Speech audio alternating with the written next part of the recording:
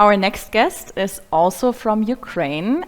We're really happy to have Oksana Matiss here. I haven't met Oksana personally, but I saw her Instagram post, which went viral in the early days of this attack. And she was really calling on the diabetes community for help to support people with diabetes in Ukraine. And that is how we connected. And I'm really happy to have you here, Oksana. Hi everyone. It's a pleasure to be here. Okay, so I guess from my side, I won't go into much details. I'm not sure that anyone is interested in any personal details from my life. I guess everything that we want and we need to talk about now is Ukraine and how the situation is evolving now. A recap from my experience that I have had and what prompted me to have that post on Instagram.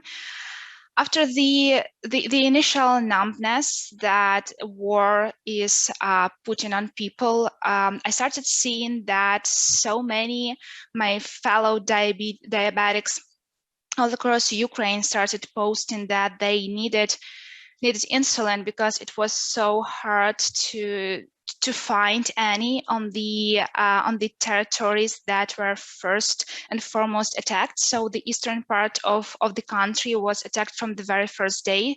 And as Daniel mentioned, a lot of people needed to move there very quickly because of the rush and because of the situation, the unprecedented circumstances that people were put under. People were living without any necessary supply, any vital insulin storage that they had at their homes.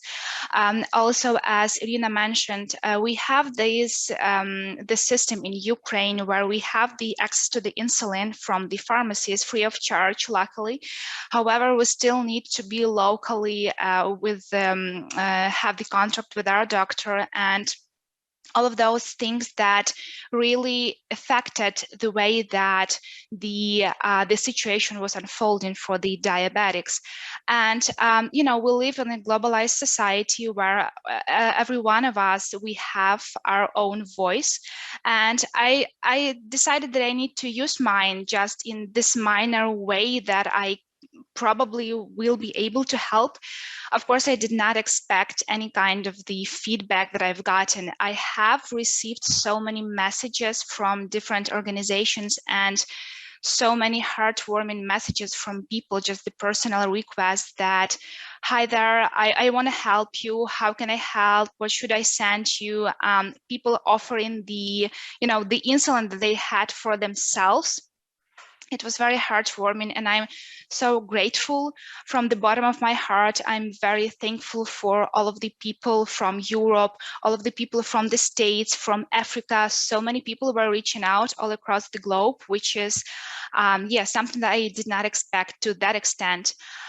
So what I was doing from my side, because I am actually living in the central western part of the country, so I was lucky enough not to need. I did not have that need to leave that quickly, and I'm still staying here in my native town. And I was trying to help those who, first of all, needed to flee. So people from eastern part that were coming here to the central and western part of the country, and also those who were staying there. Because to be honest, and I'm very proud to say that I know a lot of diabetics who decided it was their voluntary decision to stay on the territory that was under attack in Kharkiv and in Kiev to be volunteers. And I was in contact with those people, and I was trying to help them from my side, because as Irina said, the pharmacies were closed. And the problem that I saw there, that Kiev and Kharkiv being the cities that were under attack the most from the very first day, we had a lot of storages there, like the big pharmaceutical storages. So that is why I think like the crisis that we had was that intense the first couple of weeks. First of all, after having that post, communicating with so many people all across the world.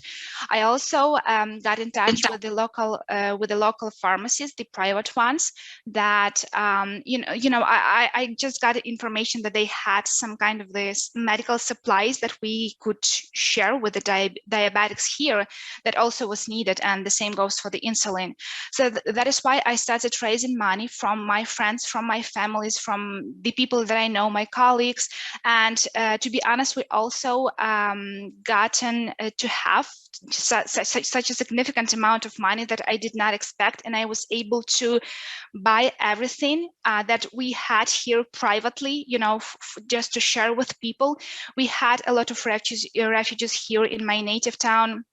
And also I was sending out so many parcels per day. I cannot even tell you. I have made just a small box with all of the tickets that I have, with the checks from the pharmacies, and also the the receipts from the post office, because it's so heartwarming and so emotional for me right now, because when you are communicating with those people in need, it initially creates this, the connection between you. And in the unprecedented circumstances like today, like what we have here in Ukraine, I have gotten so many, people, just I have found so many people that I am amazed by, and I am so happy to know right now. And the stories that they were sharing, the situation that they had, it's just so emotional and so sensitive for me right now. But I feel very lucky that I had that opportunity to help, and that I was able, to at least do something from my side. I'm not being a part of any organization. I do not, own any kind of the capacity of, for the global organization, or like distributor or something like that. But from my side, I feel very, grateful, and very happy that I managed, with the help of my friends, with help of my family, I have managed to send more than 130 parcels with insulin all across the Ukraine, and it was the personal request. So all of those people there, I knew the history, the information, and I knew why they needed the insulin for. So it was not just because of a pure laziness or the unwillingness to, to do their best to have the access to the insulin. For the majority of people, it was just a challenge to find anything at all at that point, not even talking about the insulin, but even the food, etc., etc. So with help of a lot of people who were willing to, to donate, to support that initiative, and especially with the help of volunteers who were delivering that insulin, because the post office was not running for like a week or two when the war started. So the first packages that I was sending out, it was just by people, by car. So the volunteers were just going to the military forces to bring the food and other types of supplies there. And I was just asking them to have that parcel delivered to someone, like with the addresses and names, etc., etc. At this point, as Irina mentioned, we are luckily having already these assistant and the organizational and logistic issues completely settled by the Ministry of Health. So luckily we do have that opportunity for now, and we don't have that much dire cases for the diabetics all across the country. But still, because the situation is unfolding so rapidly and we do not know what to expect, I'm very grateful that we keep that discourse running and that we are still addressing the issue of Ukraine, not only for the diabetics, but for all Ukrainians, because the war, the genocide that the Russian troops are exposing our people to, is something unimaginable. That is something that you cannot expect to see in the modern day society. So once again, I'm very, very happy to present and share that experience with you today, guys. If you have any question to me, just please feel free to address those. And thanks a lot for the organization to have that event today. Thank you so much for that, Oksana. I think, again, it's a really important message. Yes, people with diabetes need support, but really all the people in Ukraine need support right now, and that cannot stop. Even as the situation stabilizes in some places, it pops up again in different places. So we need to stay loud. Thank you. Thank you for that.